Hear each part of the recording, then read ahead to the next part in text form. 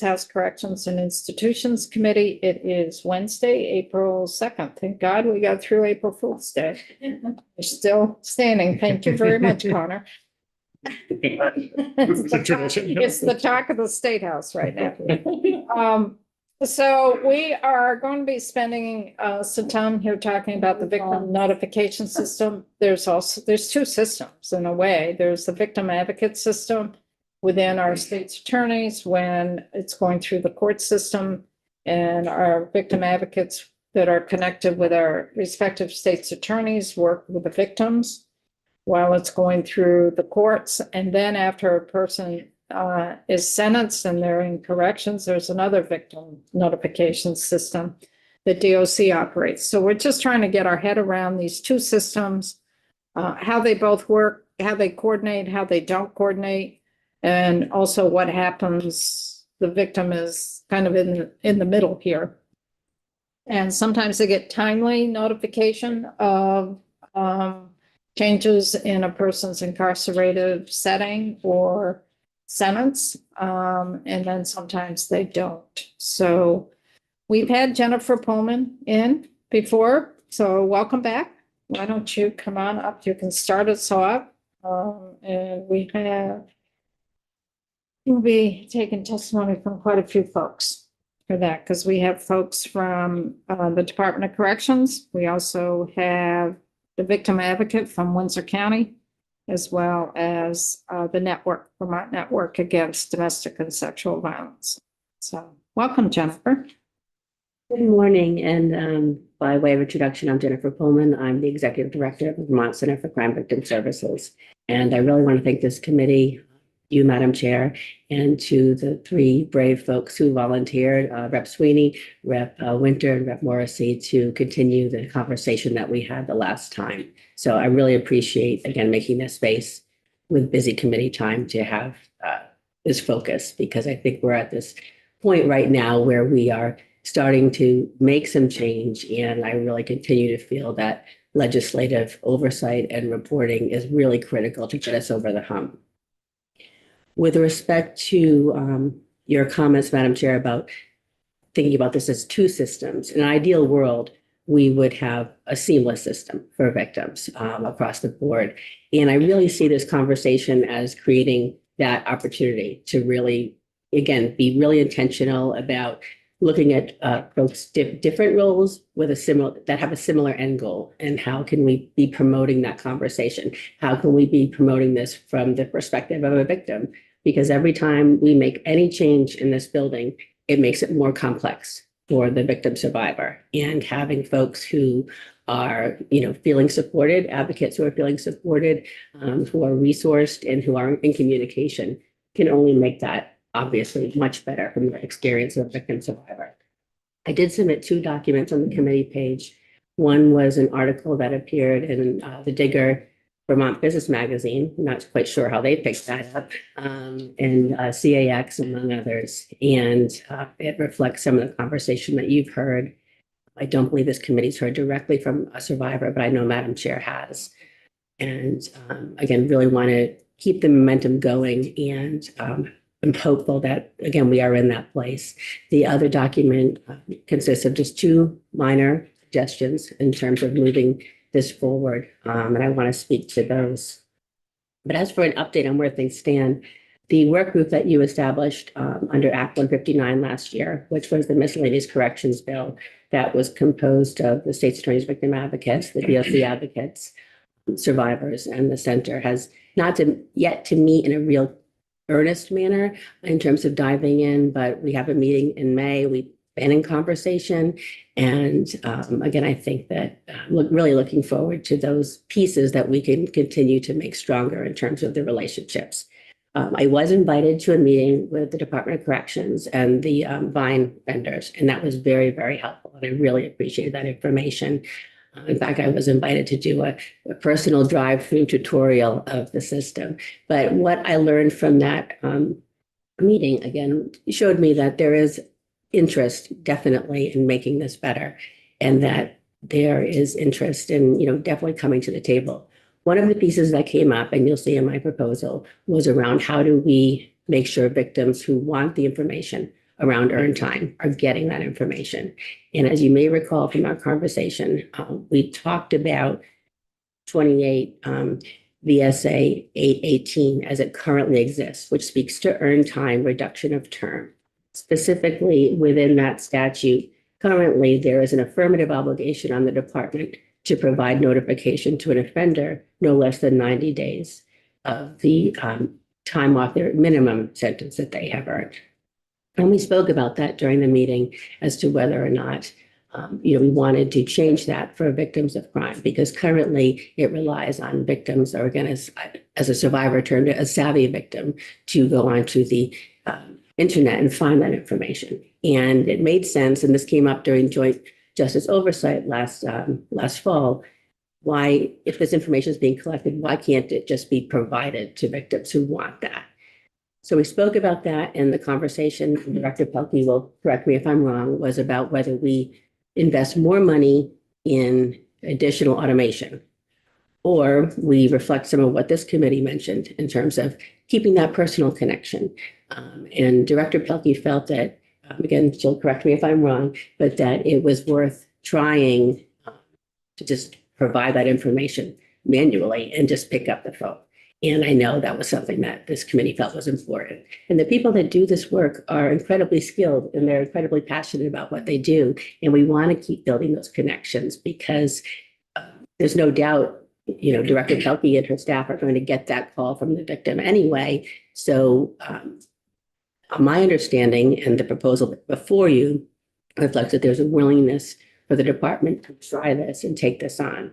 I do want to say, and I hope this is a product of what we do in our work group, that the Victim Services Specialist Program at DOC only has 5 specialists who are doing this work. And there's a lot of responsibility, a lot of pieces, like, for example, support through parole board process, other pieces. And again, the more complicated this becomes post-conviction, the additional work on them. So I'm hoping that we'll explore that through the work group, as to really encouraging the department to think about resourcing that position, those positions. Thanks so much for coming back. As you talk about a seamless sort of system, I'm wondering, are we equipped structurally to do what we're trying to do here by having people under DOC, state's attorneys, or is it a fragmented approach that could be centralized maybe? And to keep that continuity, throughout. I know that's a big change, but as we're looking at positions, I'm not sure the political reality is reflected when we ask appropriations for more. Every state does it differently, but in speaking and working with the victim advocates from the state's attorney's office, which I coordinated that program when it was funded by the center for about 9 years, I think it's really important for advocates to feel like they're a part of the team.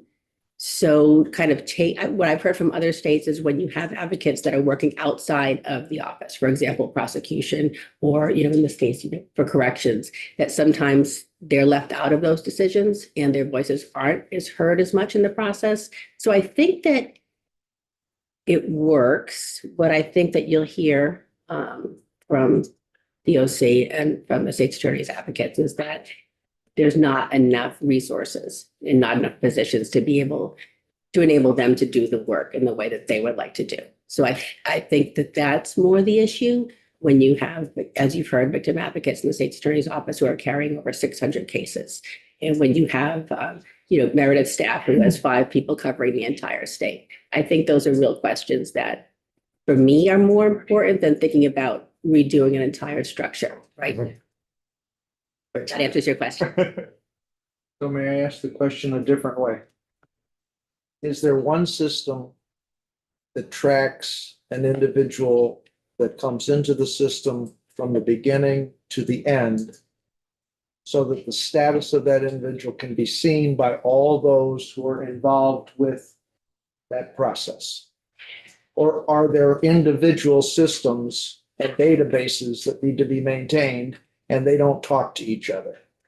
Thank you for the question. And I believe that you'll hear from DOC and the state's attorney's advocates on that, because there's not a database that is accessible right now for corrections to easily look at what is on file with the state's attorney's advocates. So That's my understanding, and that's obviously a problem if that's the case, because I think that would really help in terms of that tracking piece and easily getting that information versus having to track somebody down maybe a year later, 2 years later. So I think to the extent that that's my understanding, and I'm hoping you hear that confirmed, that that is an obvious problem. Right. So is the problem the data system, or is the problem more human-based? What I think we've started to understand, and I'm in talking again with the Lions folks and with DOC, is that it's a mixture. There is a potential for this system to have much a capacity that is much stronger, and I think there's commitment to doing that. So there are things that we can definitely expand. Then there are pieces around training that need to happen. I know that, yes, in speaking about what they've already started work on, and again, Director Pelkey can speak more to this, of course, but they've already started looking at, for example, some of the coding. The system is triggered by how something is entered. And so when I spoke last time I was here regarding victims getting erroneous notification that somebody had been released when they'd actually been transferred, those are pieces that I understand they're already looking at, which is great, and pieces that they're already looking at around language access, access for folks who have, disabilities or challenges in terms of being able to read, understand information. So those are pieces that I understand they've already started to take on. So those were some of the pieces that I highlighted. The menu function, which was again a real concern that I had, we want to give victims agency to decide what information they want and when they want it. That had been eliminated because I think there was a concern it was over traumatizing for victims. And at the time when I spoke last, I felt that it was really important for victims to decide what information that they wanted. I understand that they have already started to look at that process. It's for a quarter, subsequent quarter, but that they understood the concerns that have been expressed by many parties about that, and they're working towards that as well. So I think it's a combination of once we identify all the components we want, it's then that training component and investing in that. And, there's a lot of turnover in these positions, whether it be in the advocate world or in the corrections world, and making sure that we are all collectively working to invest in that training component. I would think that that is the key to building the trust between all the entities.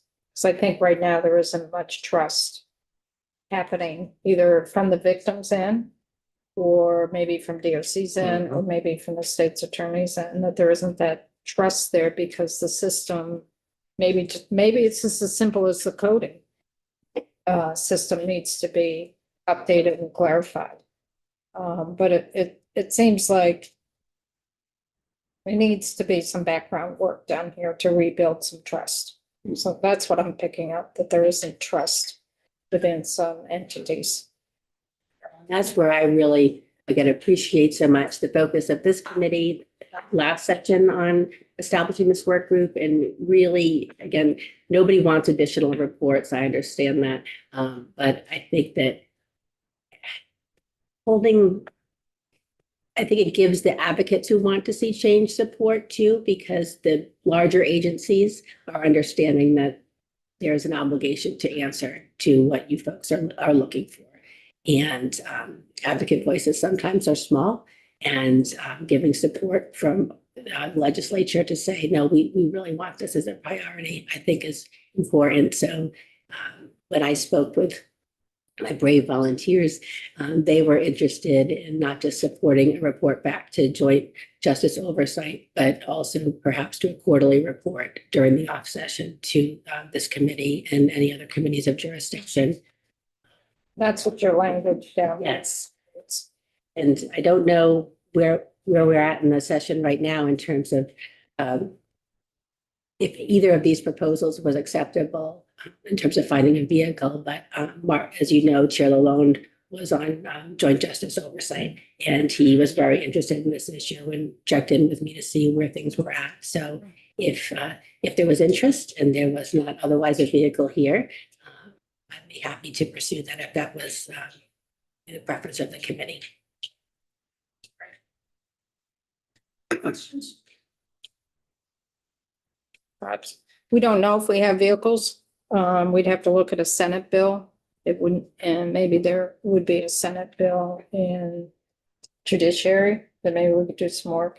If we go out with a bill now, because it's after crossover, we could go out with some, we've got some corrections things that we're kind of looking at on a high level at this point, haven't made any decisions. Those bills could be a vehicle, but it wouldn't get done this session. It's late session, so it would have to be a Senate bill that has come over. So I was thinking miscellaneous judiciary, but you all have done the hard work to really focus on this. So if it's the preference of the committee, I'm certainly happy to pursue it in that committee. So the risk of redundancy, so if a victim of record right now registers, are they given any kind of regular notices of earn time and reduction in sentencing? As it has been explained to me, and you have two more experts following me, but that the victim is able to access that information from the internet. So they would go to the Vines website and they would be able to find that information. Vines collects that information pretty regularly and it's very up to date, but it's not something that's actively provided. And so the request and conversation was, if this information is already being collected under statute and provided not less than 90 days to an offender, couldn't that same affirmative obligation apply to victims who chose it? And not every victim is going to want that information, but there are some that will. And so kind of just mirroring the language that we already have in terms of offender notification. What we have right now in statute. Because we talked about this a lot when the earned time, but the victims would need some notification. And what's in statute is that DOC would ensure that all victims of record are notified of the earned time program at its outset. That's when it first was implemented, and made aware of the option to receive notifications from the department. What's rattling around in my brain, we did not want a set time frame, like every 30 days the DOC had to notify the victims, because the testimony we received from victims groups was that could re-traumatize every single time that they received notification. So we have left it more up to the victim to notify DOC how often they would like to be notified. Absolutely. You were very clear on that. And that's how it was left. But it was real clear that DOC is to provide an opportunity for victims to be notified of any change in the person's status in terms of earned time.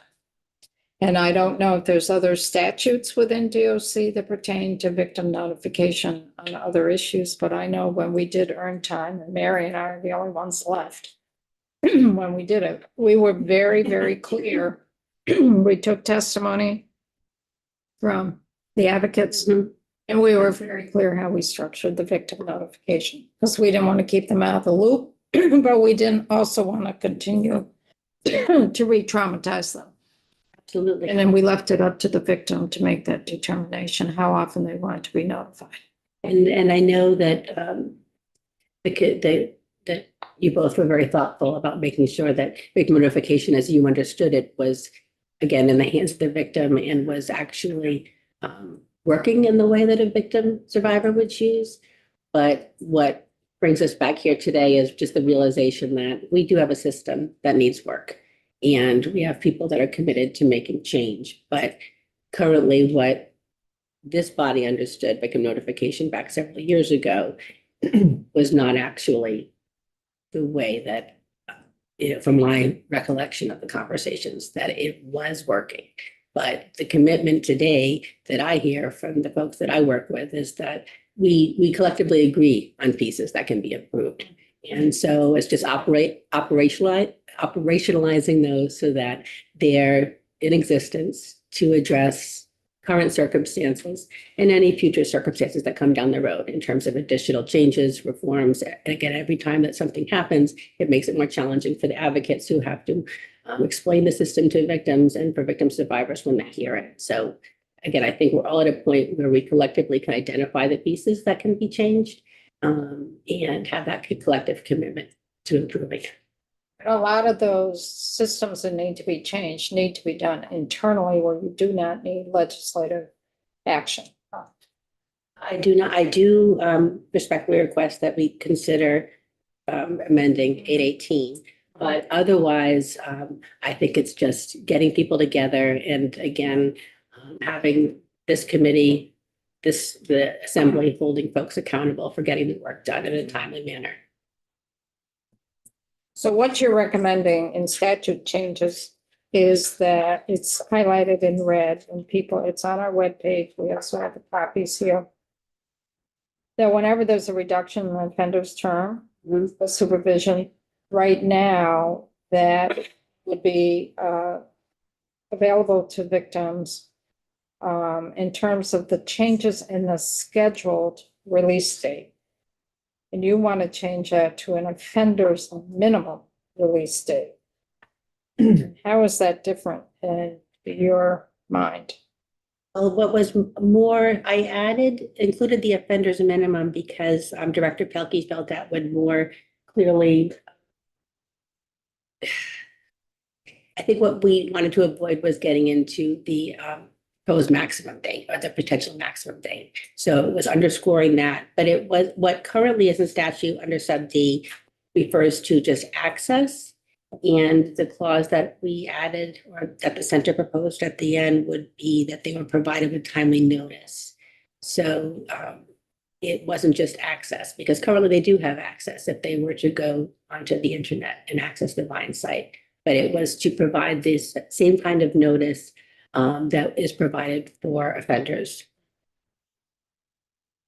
So the victim would be notified not less frequently than every 3 months. If they chose. Seems like that was a conversation that we had, and I thought we put that in, and is that in a different part of statute? Because we talked about that. And we talked about, and it wasn't just the 9 days for inmates, it was also for the victims. And I'm wondering if it's not someplace else in statute that we did that for earned time. But that's something we can check. But what you're recommending is for the DOC system, for someone who's earning earned time, that the victim would be notified every 3 months if the victim chooses. Yes, Or some victims Only if the may not choose to do that. absolutely. Some victims want to know every single thing and some victims are just. Right, and it's not clear here. It Right. says is provided with timely notice, not less frequently, but it's not indicating at all that the victim is in control. Victims who want information. Yeah, I think part D, sentence 2, as Troy alluded to. More information. Ensure the victims who want information and are provided. Victims who want information have access, I'm just cutting out. some Yeah. clauses, have access to such information and are provided. I think we'd have to work with Ledge Council to really clarify. This is how the current, I mean, Right. that's how it currently, aside from your changes, obviously, but. I am no Ledge counsel and I Yeah. don't pretend to be, but this was my attempt at trying What to. we're trying to do is that at least at the minimum, every 3 months, the victim would be notified, but it would really be the victim in the driver's seat in Exactly. terms of how often they want to be notified. Yes. But at a minimum, it would be every 3 months. Yes. Thank you. So if this change was made, can you effectively accomplish this with the systems you have in place and the people you have in place? Well, Director Pelkey will speak Yeah, that would to be- that. And I do think that we need to look at the fact again that they have 5 individuals who are serving the entire state. And so I think this was a potential, in my understanding from the conversation, was to balance that desire to keep that personal connection when you're delivering this kind of information. And maybe it doesn't need to be automated. We don't need that extra expense because maybe we can, balance both considerations, making sure that it's happening, but keeping that personal touch. But it's very possible that it may become more overwhelming and we need to revisit either automating it or additional personnel. But again, I really do want to be thoughtful of the fact that they're very small staff. And my understanding was they're willing to give this a try, but it's very possible that we might be back looking for and supporting additional staff. I'll wait until we hear. Yes. This, to me, this is not a difficult problem. This is blowing my mind. If there was a single database that different people had different levels of access to the data and the system was maintained by the appropriate people to give an alert to the people who are personally calling victims, this should be simple. And it shouldn't be time consuming in that if the database has the right telephone number, the victim has the opportunity to either call back or give them a new telephone. It seems to me like this is it's not this big of a deal if the system were in place. And I understand putting a new system in is a big deal, but I can see where there would be huge value to everyone that's involved to have a single system that contains from the beginning to the end. I don't know what the end is either, by the way. But that information should be accessible to all people that need to communicate with the victims or anybody else. Because court dates changes and But you're saying within the DOC system, not within the state's attorney's system, because there's a separate system. I don't know how big it needs to be, but it shouldn't be that laborious. It So, should but be. there are two different systems here. The state's attorneys, when they're working with the victims at the beginning of the whole court system. And then DOC contracts out with Vine for their victim notification, but that's DOC in dealing with folks who are incarcerated. So when you're saying it shouldn't be that bad, it should be timeless and seamless, it really is across both state's attorneys and DOC. Correct. And any information that shouldn't be seen from the two different systems, you block that out with the security clearance going in for the data. And oh, by the way, you don't generate hard copy reports every month. The systems that were in place 25 years ago that a very low-level programmer can say, what information do you need? And I could even do it. You go in and you pull the data you specifically want at the specific time. It eliminates paperwork. It makes it accessible. It keeps the data secure. And the accuracy of the data in there is even better because you have a single point that has the date of birth, telephone number, et cetera. You don't have conflicting information. It really shouldn't be this difficult from a system standpoint. If you don't have enough people, I understand. You just can't make the telephone calls and they're not trained, et cetera. So we're gonna get DOC here. We're gonna have the state's attorneys talk so we can flesh out that proposal and thought. Joe? So it sounds like, and maybe I misunderstand, but in many cases, that offenders have better access to the same information than victims who opt in may want. And without, it's not a finger pointing thing, it's just like there may be some issues where systems aren't speaking, but that to the extent that that's accurate and appears to be, that's disturbing. You're talking about the 90-day thing? Or the fact that it sounds like an offender this may be push this earned time information, whereas the victim may have to go find it. And that's not, if to the extent that's accurate, we'll hear more testimony. That's just that can't be intentional, and whether or not it's intentional, it's just not right. Right, and I think we were being very, very strict to make sure that the victims were notified.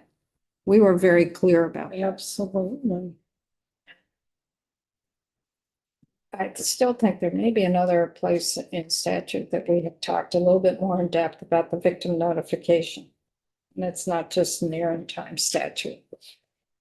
That's rattling around in my brain for that. But I think it may be in Title 13. Maybe one more question would help. Mhm. When an individual is incarcerated and they are sentenced 5 years, just for an example, is it possible to know if they do everything right, how much earned time they can possibly gain in that period, or? That's a question for DOC. And the state's attorney's advocates as well. There is built-in, Madam Chair, pieces in the legislation around advising victims about earned time. Yes. Right, and in doing that calculation. And I know that DOC has a whole, at least one person who does that kind of math to help with that sentence calculation. So there are pieces in statute around that so that we can be as transparent as possible. It's very complicated. Very complicated. Right. So the point of the question is if we can't predict what the potential minimum incarceration time is, then that's a different situation. But if we can, I would think that that would be information to the victim. Then the question is, how often do you want us to let you know if there's a change? And rely on the system to tell you when that situation comes up.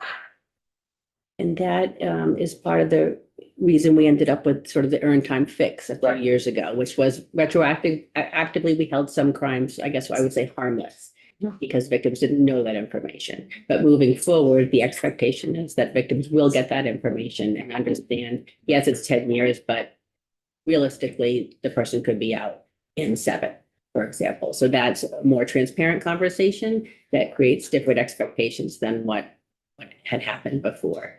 And then again, creating a system where the victim can choose what information they have and when they get it would be ideal. And that's what we're trying to work towards as a working group and with your support. Any other question of Jennifer before we move on to DOC? And then we can, after DOC, we'll do the state's attorneys, and I know the network also wants to testify too. Okay. Anything else for Jennifer? So thank you. Appreciate it very much. So DOC, 1 or 2 of you got 2 seats up there. We've got the director Meredith Pelkey as well as Ashley Fisk. So whoever wants to go, there's another seat up there you can also. Oh, if you could just identify yourself for the record. Sure. My name is Meredith Pelkey, and I'm the Director of Victim Services for Department of Corrections. So I want to, you all had some really great questions, so I kind of want to clear some things up. There could be one system that we all use, and it could be Vine. Our vendors have told us that they have the capacity to grab data from the state's attorney's victims advocate system, whatever that system may be, to get information into Vine. Just a second. We're not at, Yeah, what happened? people just left. What happened? We lost I'll pull somebody. what, 2 or 3 people? Give me a moment. I'll Here we go. Oh, here we go. say. What's going on? No idea. I was going to capture one. They bought it from the cafeteria. Sorry about that. That's okay. Sorry. So it could be one system if everyone wanted to use that system. I think the bigger issue for me when I think about victims and getting notification, it's not a Vine issue. What the issue is, I think first we need to discuss how DOC is getting victim information. So when somebody is booked into a facility, before sentencing, there's an option that victims could be using Vine. So if somebody were to get booked out, like say make bail, the victim would get a notification if DOC had victim contact information. But Where DOC, would they get that victim contact information from? Would it be from the court or is that from the person who's being? so if we're talking about the very beginning, to get victim information, we would need to get it from the law enforcement officer who is charging the person, right? If we're talking about, somebody, any pre-adjudication, it has to come from either police or the state's attorney's victims advocate. Otherwise, we don't get any information. Now, statutorily, we're obligated to notify victims when somebody is released or a status change. But there's nothing in statute that says how we are going to get the victim contact information. And frankly, right now, we don't a lot of times. We have given the state's attorney's victims advocates access to enter people into Vine. But I think, as you will hear from Megan Place, that's not happening. They don't trust the system. They're not entering people into Vine. I think sometimes they do, but in order for us to have a system that works for all victims, we have to have a way to get information. Right. And Vine could be used. I mean, DOC got this system for the post-adjudication notifications to meet our statutory obligations, right? Could Vine be used when somebody's booked in at the beginning before sentencing? Yes. Is it? No. And why isn't it? Because the information isn't getting to you? Right, because we don't have the information. So I just want to play this out. So a person comes in, they're arraigned. I mean, I don't want to, no, I take that back. They come in, they've been arrested. Okay, it's on a Friday, whatever it may be, it could be on a Sunday. They haven't been arraigned, first time in a correctional facility. In order for you to even notify the victim in terms of that person is going to be held overnight or is going to be held on the weekend because it came in on a Friday. In order for DOC, is it DOC's responsibility to notify that victim at that time? Yes. Yes. Or is it the law enforcement entity? It's the It's us. DOC? It's whoever has the person. in- Okay, so the person's arrested on a Friday night, Mhm. is not gonna go to court until Monday to be arraigned. It's the first time the person's been in your system. In order for you to receive the information for the victim's contact information or any of that, that's contingent on the law enforcement entity to give that to you. Yes. Does the law enforcement entity usually give DOC that information? No. Why is that they don't do it? Well, when they're booking somebody in, they may not have all that information right away. I have met with public safety folks to talk about the possibility that we could have access to Valcor where we could get the victim information to put in Vine. But I mean, I think that's the bigger issue that I see is that, you know, DOC has all these statutory obligations and we have a really great system that works. Is it perfect? No. Are we making changes? Yes. Are we committed to making changes? Absolutely. But there's nothing that says how we're going to get the victim contact information. So let me carry this a little further. The person goes to court Mhm. Monday morning, is charged, is arraigned. And the court decides, we're gonna hold you without bail, or the bail is $100,000. You're going back to the incarcerated setting. Is there a way at that point for DOC to get the information, the contact information for the victim? From the Yes. state's attorney's advocates, yes. And that would be coming from the state's attorney's advocate at that time. Is that information being relayed to you folks? No, And do you know why? no. I believe, I think you guys will remember last time when I had testified, I told you guys about a form that we used to, that the state's attorney's victim advocates would have to send to DOC. That would provide us with all the victim contact information and the docket information. And that's what we would use to go forward and talk to a victim.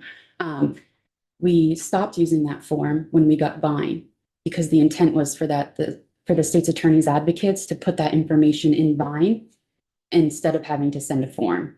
So why Has is never been done. So why doesn't the state's attorney's advocate put that information into Vine? I was told, Well, we've heard that it's workload. We've also heard that it is they don't trust Vine. They don't believe in Vine. They don't think it works great, which it's not perfect. It's not perfect, but it's a system and it does work. We need to give victims the information to keep them safe, but, and also, you know, like because of the, sorry, I didn't mean to interrupt you. Because of the, sentencing in Vermont, like we can't have a system that's going to give a victim every single detail of a case. We need to have that conversation. It is too complicated. Our data isn't great either. So we really do rely on giving victim, like we want to give victims the information to keep them safe and what they have to know, what we are statutorily obligated to. But we also need to have a conversation. And Vine isn't even being talked about to victims, apparently. Right. And that's a problem. Like if we don't have that, there's no way this is going to work. Right. And so I think that, you know, there's been a lot said that the problem with the Vine system, but I don't think that's what the actual problem is. I think the actual problem is how we get information, having an agreement that we will all use the same system, and that we will invest in making that system work for victims. Now, if we could turn a little bit to earn time. So I just want yes, sorry. so we have a question here. One clarifying question. I want to go back to pre-arraignment when the likely source of that information is probably the arresting officer. And you said that you've had conversations with public safety about just pulling that into Valcor. Did you get a reaction to that, a response to that? Is there a willingness to give you access to Valcor? No, not right now, anyway. I mean, So it's just a We're no. getting nothing. yeah, Okay. So this is really frustrating. So the person that loses is the victim. Yeah, absolutely. And and then also there is this false information or false perception out there that, oh, I just go to DOC and I'll get all I need to know, which is not true. So it's just, that's why we may need to do a real look into victim notification as a whole. yeah. It's just frustrating because the victim's the one, they're not going to know where to turn. Exactly. No, and yeah, they're the ones that they're the ones that They're are caught in the middle. feeling like this, right? And Right in the middle, they're not getting the information. Right. Then there's blame that's going all around. Yes. And I want to stop the blame. Yeah. And I want to take care of the system and the victim. I agree.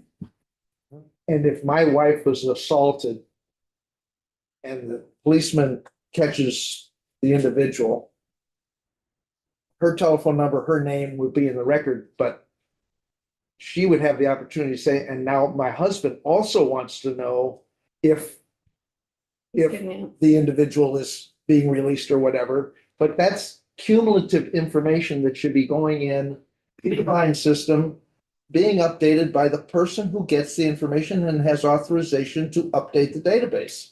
Absolutely. It's really, But if you don't have the faith, if you don't have the trust, and that's what I'm kind of wondering, where is there not the faith and where is there not the trust? What is happening? What has happened that has created that lack of trust? Is it the electronic system itself or is it something else? Well, I can't answer that for you, but honestly, like, we need to figure this out because like you said, victims have the right to this information. We have an obligation to give it to them.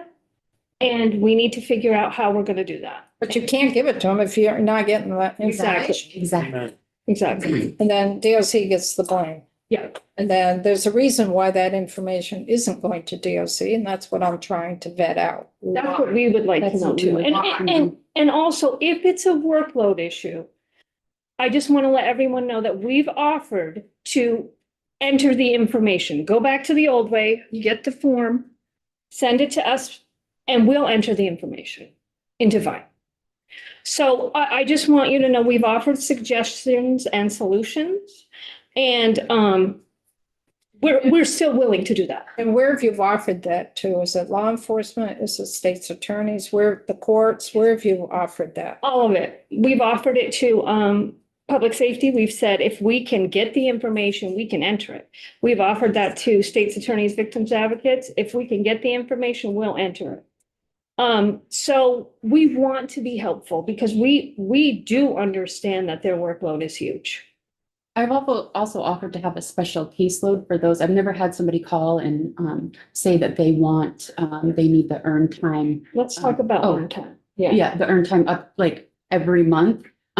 When I heard that there were some people that didn't want to go online, I offered to do a special caseload. And I asked for those names so that I could reach out to them and then set up a time where monthly I would call them and update them with the earned time. And I didn't get anything. So, yeah, can we, I don't know if anyone has any more questions. I have one more. Okay. One more. I'm navigating this very same issue on a campus level at UVM where I work in conduct, and the system we use is not liked by other entities on campus who need access to that information. Despite the fact that it's a really robust situation, it's incredibly secure. Anyway, to this issue of Vine, people not trusting the Vine system, is there another national system that is well respected? Where does Vine reside in the sort of hierarchy of systems like this that are used? Yeah, so I can speak to that. I think there's two systems. I will tell you that Vine is used in most states. Okay. So I would say, from my opinion, it's the most respected system that's out there. Is it perfect? No. But I don't think any system's gonna be perfect. There are two, is what I'm. I think there's two. And that I Vine know. is Premier. Yes. Gotcha. Thank you. Yeah. Other questions about how DOC is given the information and then the Vine system? Because I know they want to get into the earn time and the notification on that. Anything else? I guess I have a question. There must be a minimum amount of information that an arresting officer needs to report to the system. That information needs to be directly input to, in my opinion, a single system. Agreed. It's it's being entered someplace. Yes, it is. So whatever they wrote down on the ticket or whatever, that goes into the system and you should have access to It would it. be nice if it's on one form that was provided to the Not in booking one officer. format. Somebody's putting that data in someplace. Yes, they are. Probably though. Yes. But yeah, that would be wonderful. Yeah, that would be And- great too. And, Great. and I don't know whether Vines Seems like. is a creation of some corporation that then supports you. Sure, maybe. But, Yeah. well, no, it's a product that has been Yes. sold to the state of Vermont. Right. I know personally from 25 years ago, if you understand how to program in SQL, you don't need somebody to keep paying them for that. You set the database up, you put the data in, and you can have one person that can literally go in and ask it almost any question you want. And Mhm. it's really straightforward. Yeah. We don't have to keep paying Vine to manipulate our data. Yeah. That's another whole We're not subject. even getting that data. We're not getting My that point data. is, either, this Depends how isn't, it's licensed. yeah, this, Yeah. Depends how it's licensed. Yeah. of course. And so we have a lot of systems, data systems in the state. Right. And sometimes they talk to each other and sometimes they don't. And once that information goes into our offender management system, it goes over to Vine. So we'd have to have that victim information on that form or whatever in OMS. Yeah. And then we don't hold victim information in OMS because it's an offender system. So Right. And there's a lot. their IT system is so out of date, it's pathetic. I Yeah. don't speak to our IT. I love our IT people because I know nothing about it. I just give them whatever they want. It's over $10 million. That To do to do the upgrade to their main IT system. And Oh, now wow. It's probably 15 million. Yeah. It's 10 million a number of years ago. Yeah. So Yeah, it's a lot. So there's a lot of moving pieces and the data isn't. Yeah, it'd be nice if there was one system. Yes. But the technology is old. It's. Yeah. so you want to get to earn time and notification of the earn time. Yes, I want to talk a little bit about that. So I want to say that in my 3 years at DOC, I have not once gotten a call from a victim to ask me about earn time. I don't know if Ashley has. But this is why I did say to Jen, before we start investing money in mine to do automatic notifications, let's see what the need is. And we do want to develop those relationships with people. So if there is a victim who wants earned time information, we are going to give them that. Yeah. And we will give it to them as often as they want it. But right now, just so you all know, every Vine notification that goes out has a link to where somebody can find the earned time. Is that perfect? No, but it also gives them access if they want it. Mhm. And we And to can, us, yes, our- and we our can company. we might even be able to get data on how often that is utilized. But anyway, we're committed to, if victims want earned time information, we're committed to giving them that. So all they, and every notification has our phone number. And just so you know, Ashley and I monitor the Vine line 24/7. So nights, weekends, we are monitoring The the, phone's always covered. yes, So that the victims don't phone have line to is go all always weekend. covered. And if it's an emergency, we will call somebody back. And I don't mean to be cold, but if they want the information and they don't give you an updated telephone number, that's on them. Right, we can't. So it's really pretty straightforward and saying, we'll do what you'd like, but We'll do you've got to whatever. keep us informed. Yeah.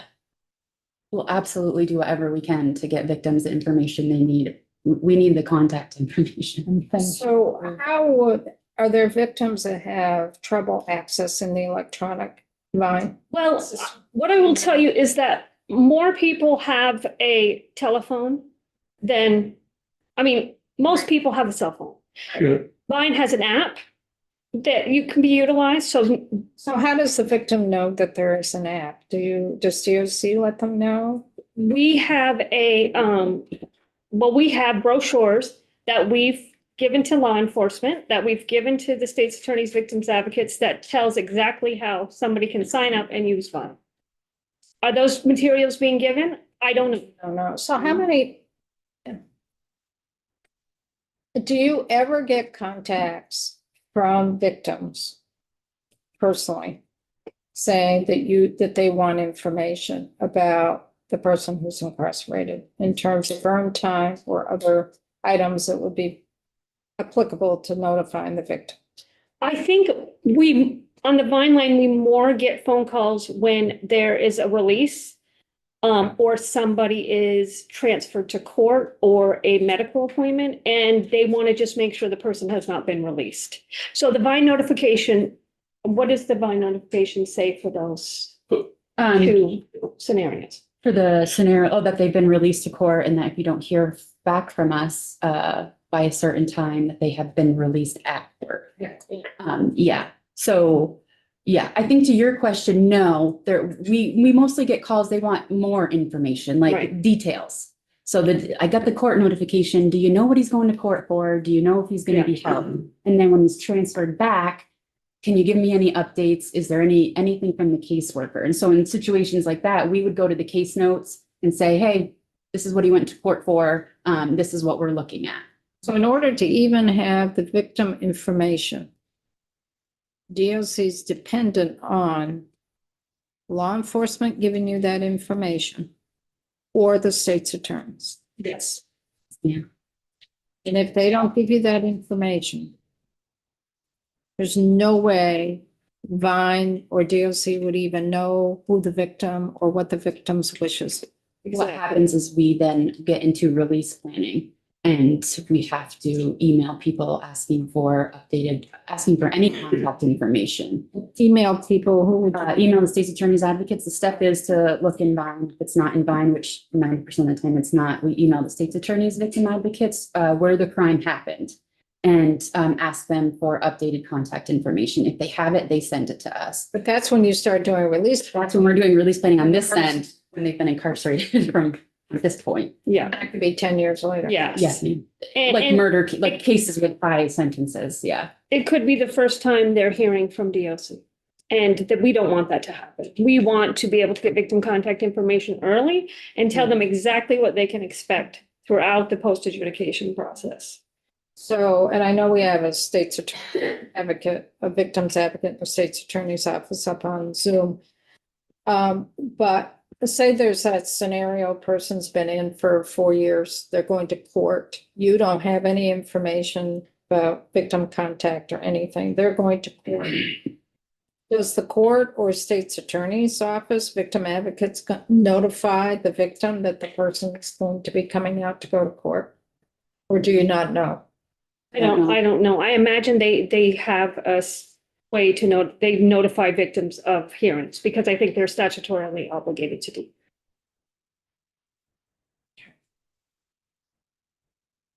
What a mess.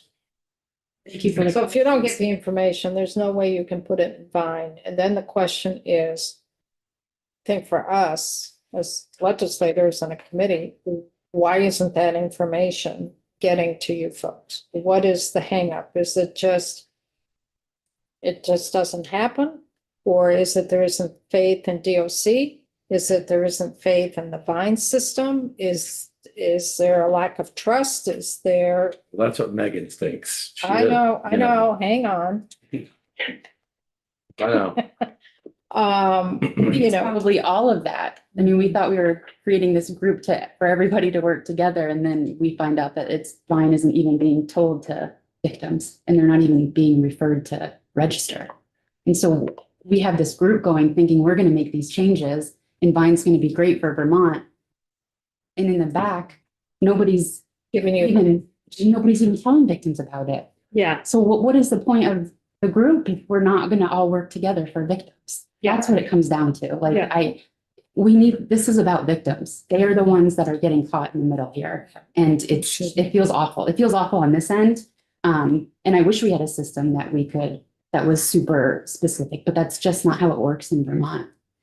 And I agree, victims should be at the top of the list, Yeah. but anybody that's involved with the system needs as much information as they can get to make the best decisions they can get. exactly. Yeah. And I'm just using a judge as an example. I mean, he or she is not just putting it down on his daytimer as to what his decision was. It's going someplace in the database. Right. That database should have it, and maybe you have the privilege to look, or maybe you don't. Mhm. But depending on the level of security, you can see what you need to see. It's gotta be being put into a database someplace. Yeah. So once again, Yeah.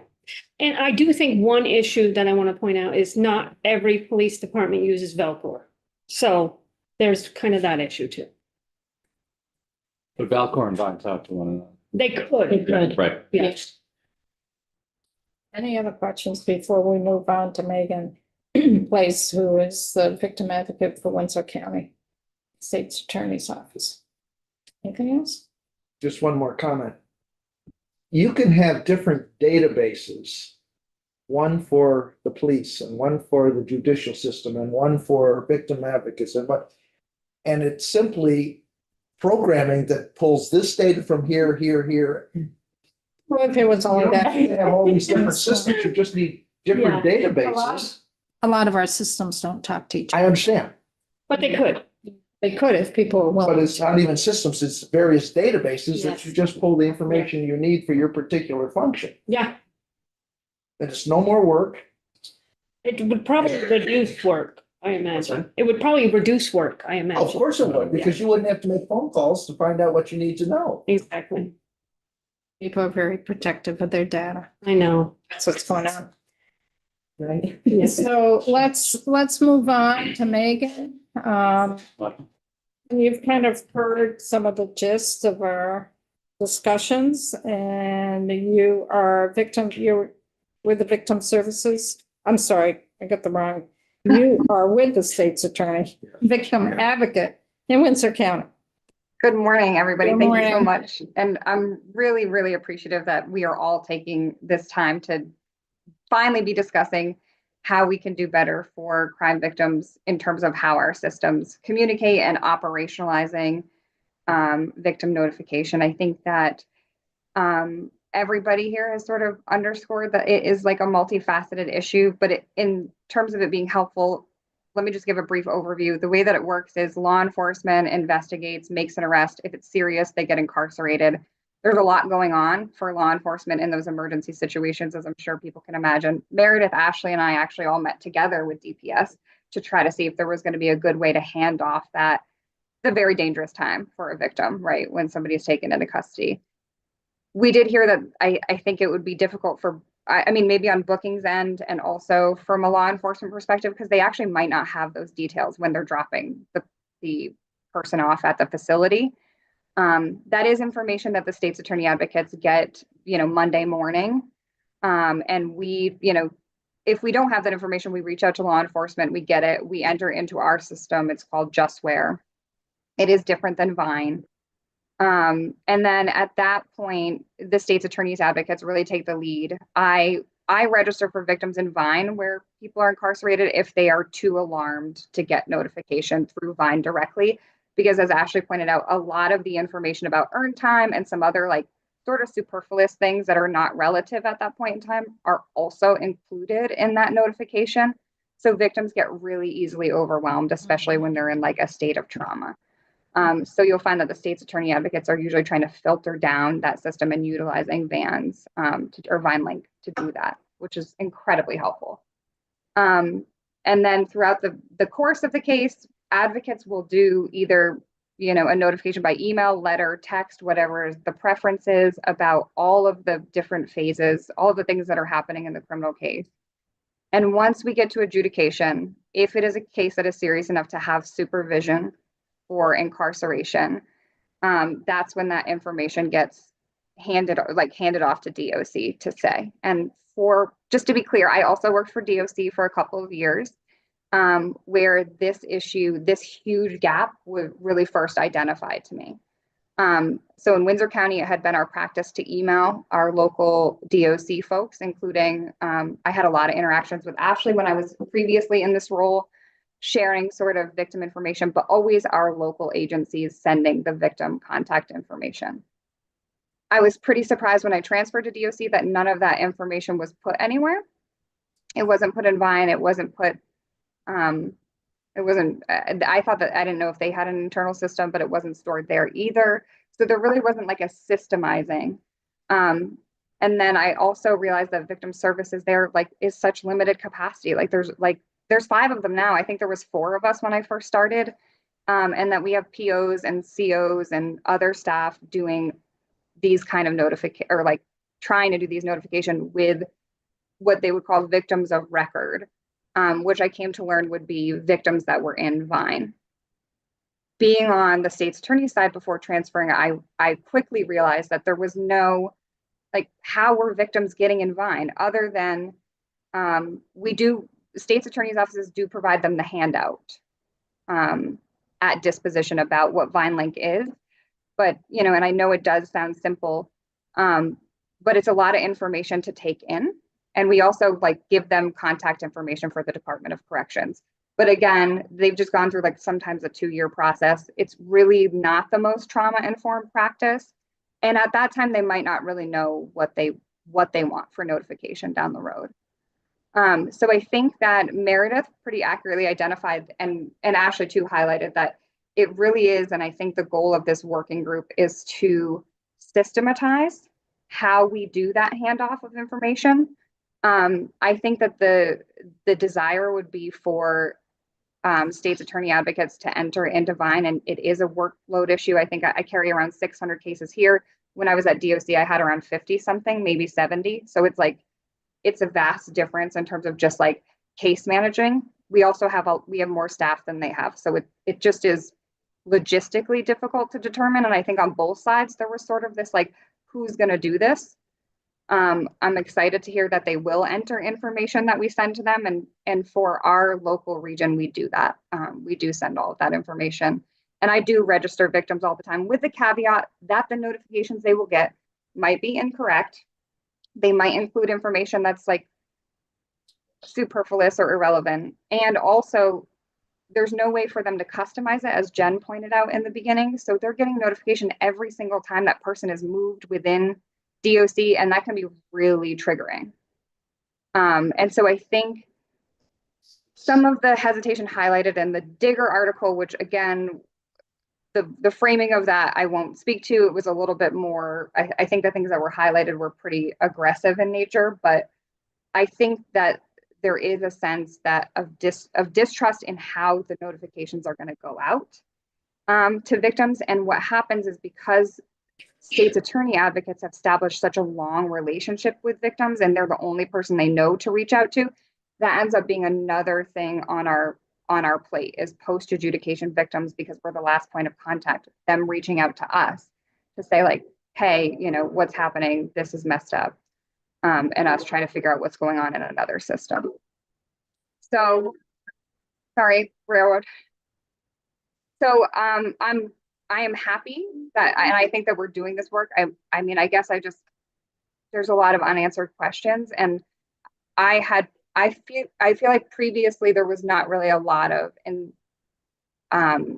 capacity maybe to like work on this. So I'm just thankful to be in this place where it seems like there's some buy-in and some capacity, like again, highlighting that victims are really the only ones suffering in this. And the big question is like, again, how are they even getting access to the post adjudication system? And that's the thing that we do need to work on, and to make sure that that interaction is trauma informed. So is some of this, I don't want to say lack of trust, maybe faith, is because the victim services at the county level has really built and worked on building relationships with the victims and are really cognizant of what might trigger a particular victim, what issue might trigger. I mean, you have more of a person-to-person communication and understanding. And once it shifts to DOC, it's not as connected to the victim per se. They haven't built a relationship. So is that some of the feeling that's out there, that there isn't going to... Sorry, that's not been my experience. That's not my personal experience, but I can't speak for everybody. Right.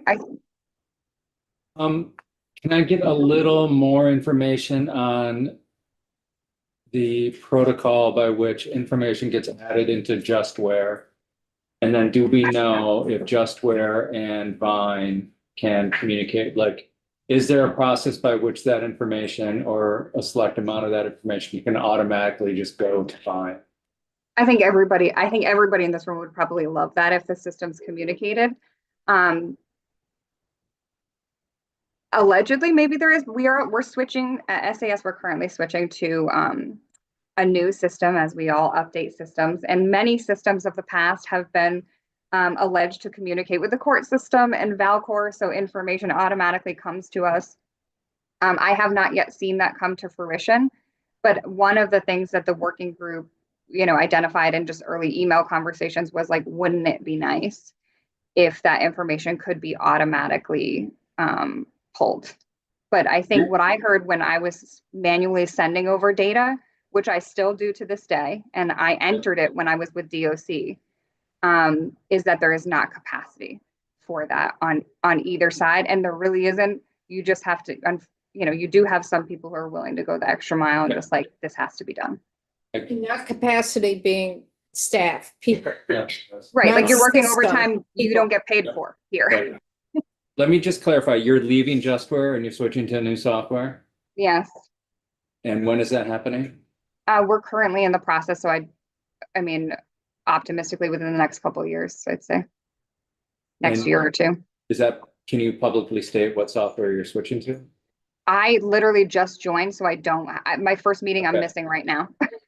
And then final question on this topic, is Vine a system that you can use, the state's attorneys can use for this purpose? I will say that before I transferred to DOC, I had not probably logged into like the back end of VineLink in, maybe I'd only done it a couple times when it first rolled out, but it was not a system that we utilized because it doesn't meet our statutory obligations. We use, you know, we have our own system. And initially there was like a training, and Ashley was around in these days, like where it rolled out. And, I can't speak to what the moods were 15 years ago, but I think that generally there was a consensus that like this was sort of like dumped on the lap of advocacy. Nobody really knew how to use it. There was fears about whether it would be trauma informed.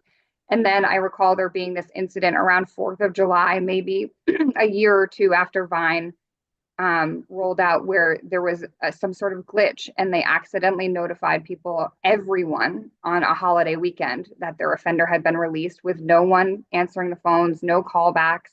It was like this catastrophic, Jen might remember this. It was like this catastrophe. We all had so many like voicemails from panicked victims. And then again, there wasn't a lot of relationship building after that. So it was kind of just this system. I was just handing out the information. I think most advocates were just giving out the information, like this is what DOC uses, but without a lot of understanding. It wasn't until I transferred to DOC and really got a good understanding of how the system worked that now I'm able to have a better conversation with victims about what the system is, its limitations, and kind of like pre-warning them about what they might expect, and to just ask them to reach out. I'm really happy to hear that the line is now monitored 24/7.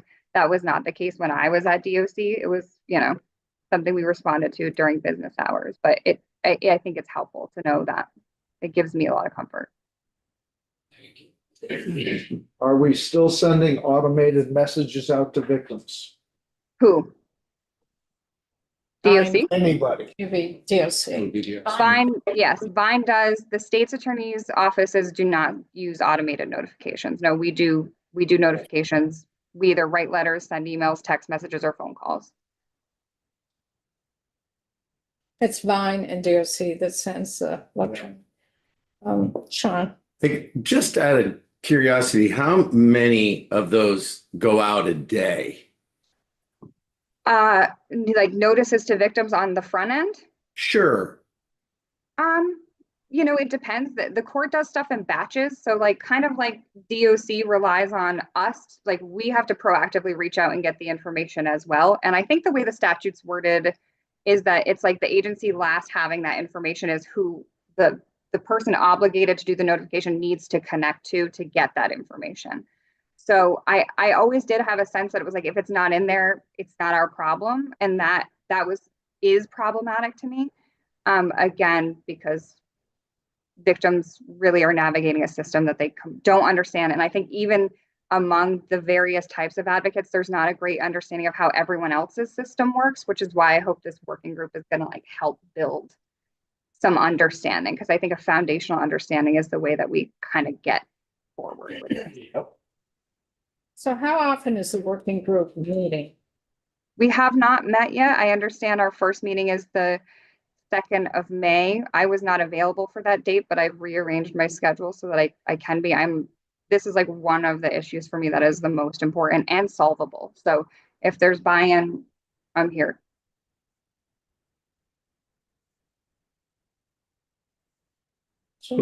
Comments? Who is that group? State I attorney? can speak to that. Yeah. Who's on the group? Yeah. So it's gonna be, 2 people from DOC, 2 people, from the state's attorneys, victims advocates, Jen Holman.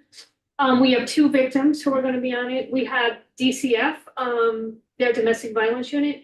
We have someone from the network, who's gonna be on the working group. So there's a big group of us, so.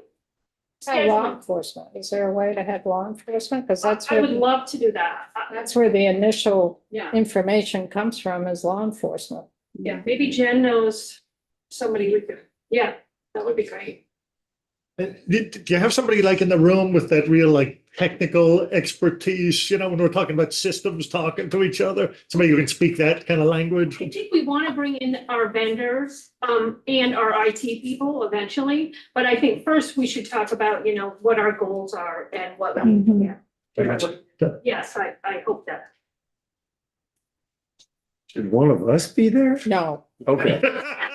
I just asked. What is wrong with you, Sean? Wow. Third rail. I thought that was a good question. I think the 3 of us should be there. No, only kidding.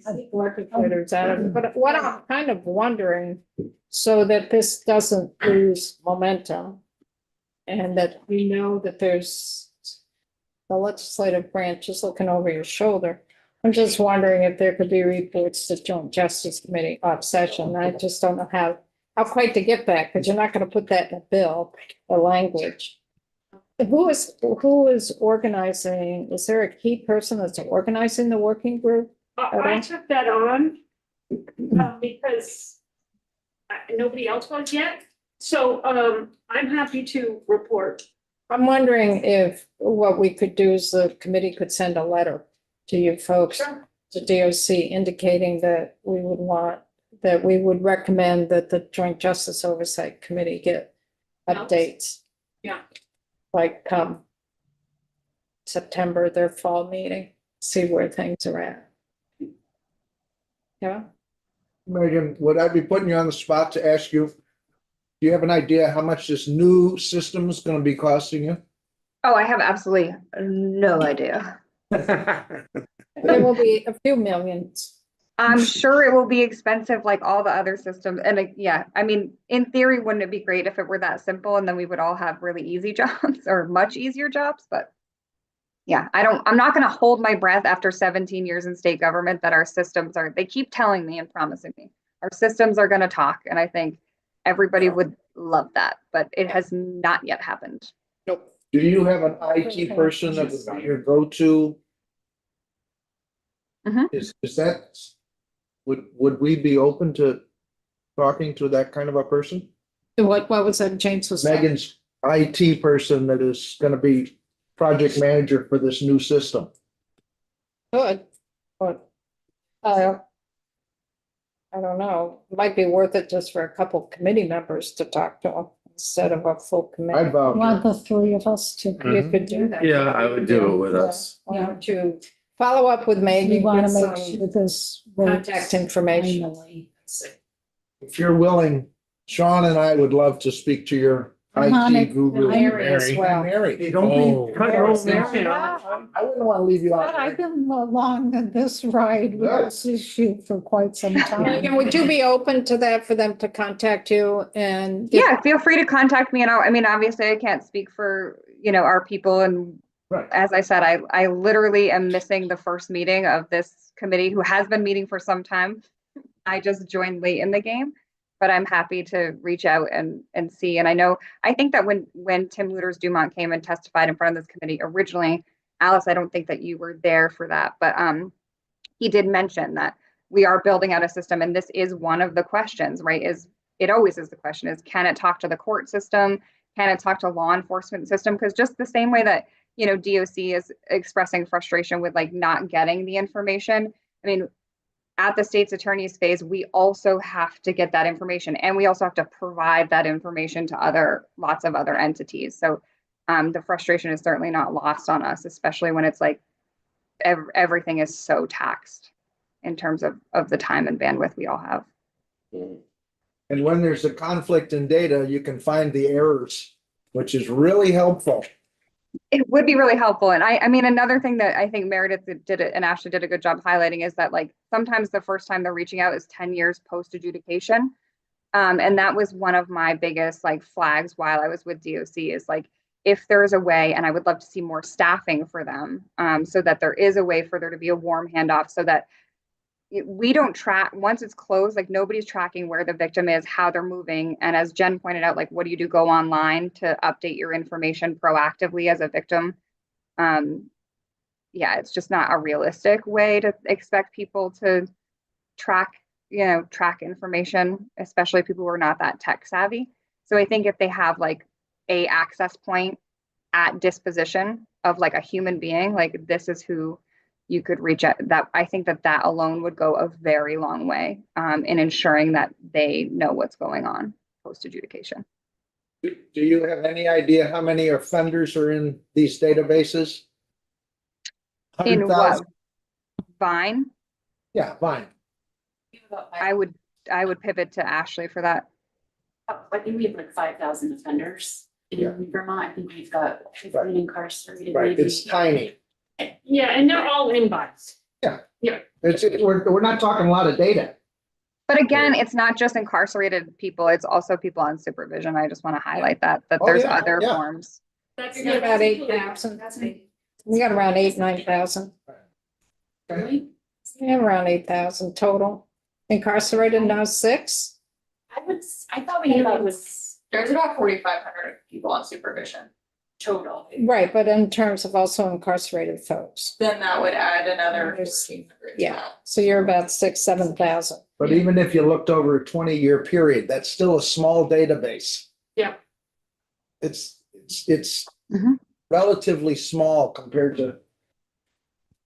Well, you three do further conversations here with Megan. We can talk to the IT. We've got one more person we need to bring up for testimony. And Megan, you can stay on if you wish. But we No. want to thank you. So we want to bring up the Vermont Network Thank you. against Thank you all domestic so and much. sexual violence. Thank you, Megan. Just I'm pushing it a little bit because I know bumping up to 12 o'clock. Yes, good afternoon, officially almost. I'm Charlie Glisserman. I'm the policy director at the Vermont Network Against Domestic and Sexual Violence. I believe this is my first time in front of the committee. So just a very brief overview of the Vermont Network. We're a member organization. Our members are 15 independent nonprofits that provide direct services to survivors of domestic and sexual violence. We also operate a program, Divas, in Chittenden Regional Correctional Facility that provides in-person support to survivors of violence who are incarcerated.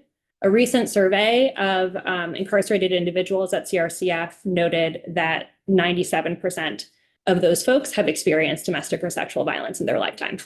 And so that is a perspective that we bring to the work and a perspective that we bring to our membership on the Department of Corrections stakeholder group on building a new women's facility. So I will be brief. I just wanted to note that we've collected some feedback from our field about Vine. We heard that Vine can be a very valuable tool for victims to receive information, and that for many victims, it does currently serve that purpose. But of course, we've heard that there are significant gaps that can compromise victims' experience in the criminal justice system and even their safety. So we are grateful to be a part of conversations around improvements to Vine. As you've heard, advocates noted that it is important that notifications be accurate and accessible, that they be customizable, and that they also be paired with interactions with an in-person advocate and in a clear avenue to contact a staff person 24/7. So that interaction can be significantly more healing and trauma informed than automatic notification and nothing else. We also think that it is important that victims who would like notification have information about Vine, an opportunity to enroll and understand what to expect when they do. And I think that there is some pretty broad agreement on these goals. We are grateful to the Department of Corrections for convening the Vine Improvement Working Group and are excited to participate. And we also appreciate comments from the center and their proposal around providing reports to Joint Justice. We think that would be really a helpful part of the process moving forward. Also wanted to note that in Vermont, as you've heard, Vine is resourced and designed to provide post-adjudication notification, and in other states, Vine is used for pre-adjudication notifications, as well as notifications around civil protection orders, restraining orders. And so it would be valuable when we have this working group and stakeholders together to explore these possibilities. We are grateful to be a part of the work, and I would be happy to answer any questions. That was quick. I also have it noon. Questions? So what I want to really encourage a working group to get together, but that's not scheduled until about the first part of May. A second. But we do have 3 people on the committee that can do some more conversations, in-depth conversations with all you folks, if there's a desire to do that.